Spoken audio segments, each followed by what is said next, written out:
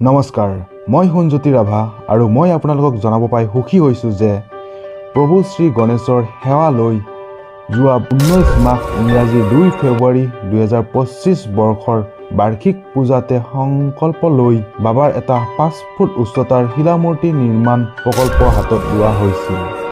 বিগত বছৰটোত সুদূৰ উৰিষ্যাৰ আদিতি হেণ্ডিক্ৰাফ্টৰ সুনিপুণ শিল্পীৰ অবিৰত চেষ্টাত কলা মাগনি ব্লেক মাগনি ষ্টন শিলত খোদিত কৰা হ'ল এই বিশাল মূৰ্তিটো। এই প্ৰকল্পটোৰ বাবে আনুমানিক প্ৰায় 9 লাখ টকা ধাৰ্য কৰি অক্ষয় মূৰ্তিটোৰ নিৰ্মাণৰ কাম হাতত লোৱা হৈছিল আৰু ভক্তপ্ৰাণ ৰাইজৰ বহুমূলীয়া দান বৰঙণিৰে নিৰ্মাণ সম্পূৰ্ণ হৈ উঠিছে। কিন্তু মূৰ্তিৰ প্ৰাণ প্ৰতিষ্ঠা এক আড়ম্বৰপূৰ্ণ অনুষ্ঠানৰ মাজেৰে সম্পূৰ্ণ কৰিবলৈ এতিয়াও অধিক ধনৰ আৱশ্যক। সোণাপুৰৰ ৰূপনগৰ মিলনপুৰ গণেশ মন্দিৰ নিৰ্মাণ সমিতিৰ সম্পাদক মনোজ শৰ্মাদেৱে আমাক জনায় যে এই মূৰ্তি ভাগৰ ওজন প্ৰায় 12 কুইণ্টল হোৱা বাবে সুদূৰ উৰিষ্যাৰ পৰা লৈ অহাটো আৰু মন্দিৰৰ বেদীত স্থাপন কৰাটো অতি চিন্তাৰ বিষয়।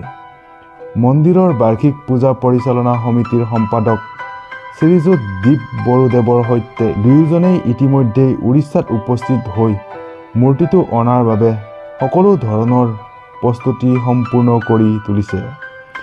অহা মাঘ বিহুৰ পবিত্ৰ ক্ষণত এই আপুৰুগীয় মূৰ্তিটো আহি পাব বুলি উদ্যোগতা সমিতিয়ে জনাইছে। পৰৱৰ্তী সময়ত এই মূৰ্তিটোৰ প্ৰাণ প্ৰতিষ্ঠানৰ বাবে আপোনালোকক নিশ্চয় জনোৱা হ'ব।